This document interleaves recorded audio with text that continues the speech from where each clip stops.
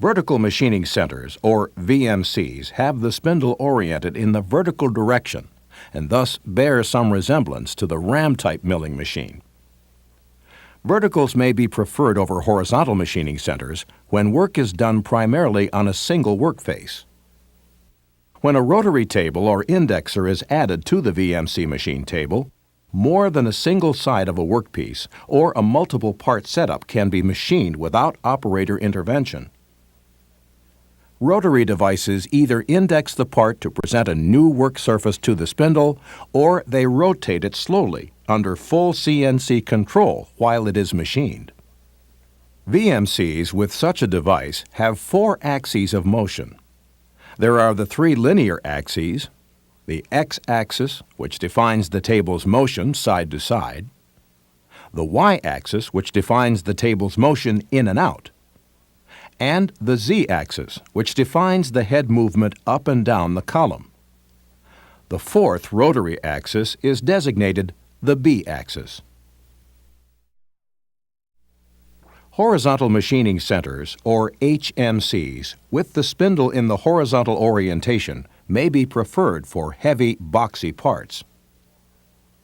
Chips fall out of the way better on a horizontal machine, and more work holding and automation options may be possible than on a vertical machine.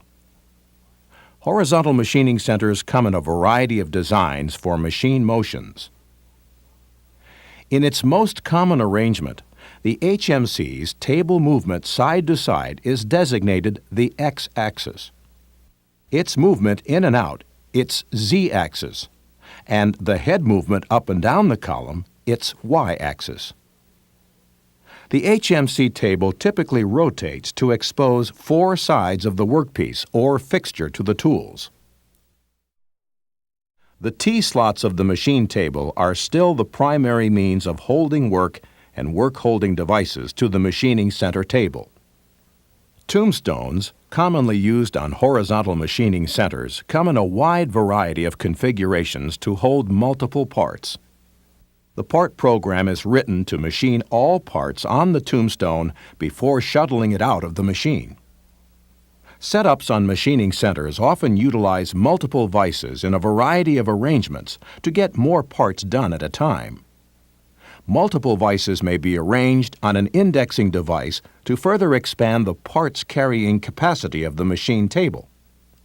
These often work in conjunction with rotary tables. Face milling cutters effectively generate flat surfaces at high speeds with the spindle axis perpendicular to the work surface. Face mills range from about 3 inches to 2 feet in diameter. In face milling, the cutter body has multiple pockets to accept a variety of insert types. Metal is removed by the peripheral edge of the insert, and its bottom edge cleans up the work surface and produces the surface finish. Milling edges, shoulders, and grooves may use a combination of end, peripheral, and/or face milling operations. Edges may involve 1 or 2 surfaces, and the operation may be called edging. Shoulders typically have 2 surfaces.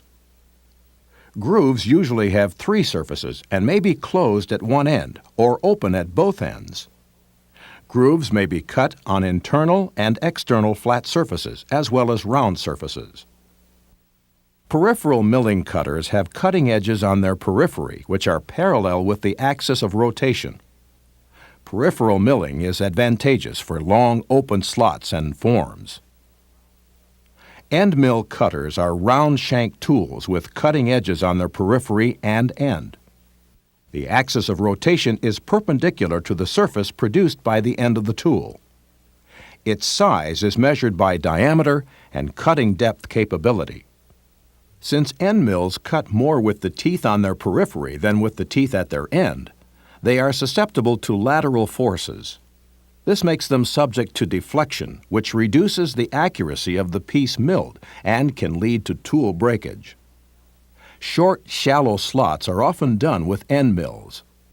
Deep, narrow slots may be milled with an end mill, a thin slitting cutter, or a grooving cutter. Grooving or slotting cutters are generally more efficient than end mills in cutting long and deep slots because of their larger diameter and greater number of teeth. Chamfers may be produced with the chamfering end mill, which breaks the sharp edges of the workpiece with a 45-degree angle cut. Chamfers can also be generated using end mills, form peripheral milling cutters, long edge cutters, or face mills angled 45 degrees to the work surface.